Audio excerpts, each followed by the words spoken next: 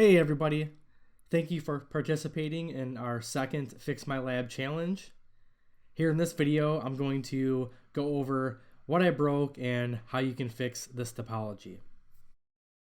So the first stuff we're going to go over is what I broke that would affect the communication between PC0 and PC1. So as kind of a clue, I have in the rules that PCs must stay on VLAN 10. So both of these PCs are on the same VLAN, which happens to be VLAN 10. So really, as long as you have layer 2 connectivity between them, then they should be able to communicate. Well, the first thing I did to break the layer 2 connectivity was I just straight up removed VLAN 10 from the CoreSwitch. So let's take a look at that. So I'll just do show VLAN first here. And if you look at our list of VLANs, we clearly do not see VLAN 10 in its VLAN list. And for those of you who do not know, a switch cannot pass traffic for a specific VLAN if it doesn't have it in its VLAN database or its configuration. So let's fix that by simply just adding VLAN 10. Verify it's there with show VLAN. And now it has it. So that's the first thing I broke, and then the second thing is I pruned VLAN 10 from all of the trunk links between these switches. So while I'm on the CoreSwitch here, I can show you what I mean. To see which VLANs are forwarding on all my trunk ports, I can just do the command show interface trunk. And if we look here, I think port 1 goes down to switch 0. And then port 2 goes down to switch 2 here. And if you look at the VLANs that are in the forwarding state or allowed, we see 1, 11, and 12, but we do not see 10. So let's just do show run, and we'll look at the trunk link configuration. So if you look here, it says switch port trunk allowed VLAN 1 through 9, skips 10, and then 11 through 1005. So for this break, I just went under these interfaces and said switch port trunk allowed VLAN remove VLAN 10, which essentially says, hey, switch port, do not forward traffic that's tagged for VLAN 10 out of these interfaces. And again, that changes on all of my trunk links. So first I'll fix the CoreSwitch here, then we'll add the VLAN back onto the trunk links for our edge switches. Since I have 2 ports here, I'll use the old range command. So this change will be for both of these trunks. And I'll do switch port, trunk, allowed, VLAN, and then add 10. Always make sure when you're adding a VLAN to an allowed list on a trunk port that use the add keyword. If you don't, then it's just going to overwrite the entire VLAN allowed list with whatever you specified here. So just a little tip with that. I'm actually just going to copy this, and we'll go and do the same thing on our other switches. So switch 0, I'll go to configuration mode, and then my trunk link to the core is F01. Paste that in. And the same thing on switch 2 here.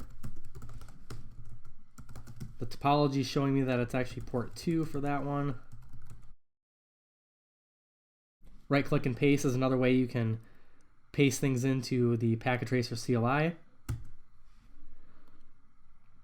Alright, so we almost have layer 2 connectivity corrected between our switches. The last thing I did related to that was I actually made port F01 an access port instead of a trunk port. So if I do show run here,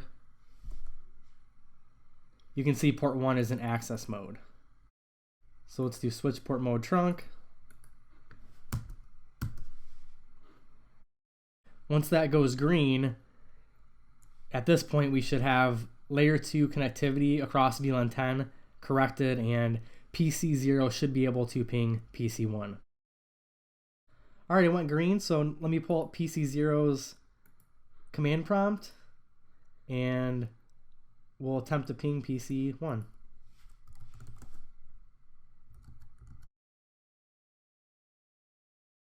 And there you go. So once those three things are corrected, you should be able to meet this success criteria with that ping. Next, our computers need to access this server.com web page, which happens to be hosted on our internal packet tracer server. So the first couple things I did to prevent that from working was done on the CoreSwitch here.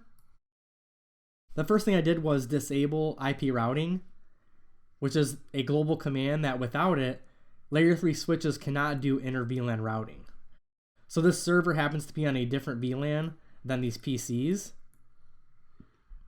And when the PCs go to send traffic to the other VLAN, unless IP routing is globally enabled, the layer 3 switch has no way of routing traffic from one VLAN to another. So without that being corrected, no communication between the PCs and the server will work, period. So let's go ahead and take care of that first. So to essentially turn on inter-vlan routing on a Cisco switch, you're going to do the command IP routing. In addition to that, I actually shut down the gateway interface for VLAN 10 for these PCs, which obviously they're not going to be able to route to other things if they can't talk to their gateway. So let me fix that as well.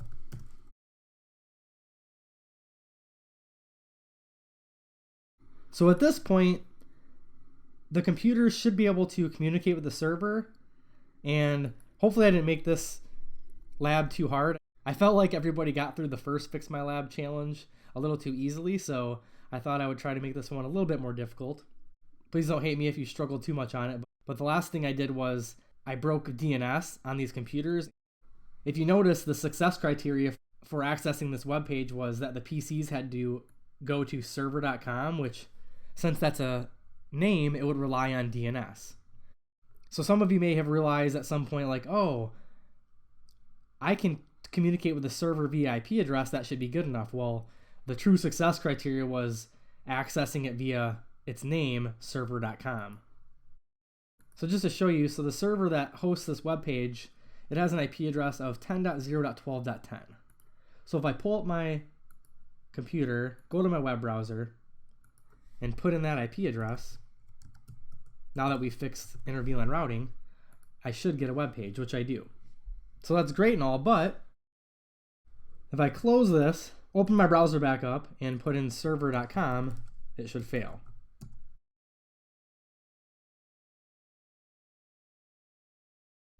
Which, as you can see, I'm not getting a web page response back. So to truly fix this lab, the last and final thing was you had to make it so that the computers could resolve this server.com hostname to an IP address via DNS, so that when they put in server.com into their search bar, it would succeed. I have noted here that the DNS server is 10.0.12.10, which is also the web server. If you hover over your PCs and look at their DNS server configuration, you can see that they're configured for 10.0.12.11. Well, that IP doesn't even exist in this topology, so clearly that's wrong. And you can see it's on both of them. So if we go to our computers and go to their config, there you can update their DNS server information to be .10 to point to our actual DNS server. So I'll do that on both of them. And once that's done, we should be able to browse to server.com. There you go, PC1 works, and now let's check PC0. And we now get a web page response. So just to summarize, layer 2 connectivity was initially broke between the computers because of a combination of VLANs missing and trunk ports having VLANs pruned.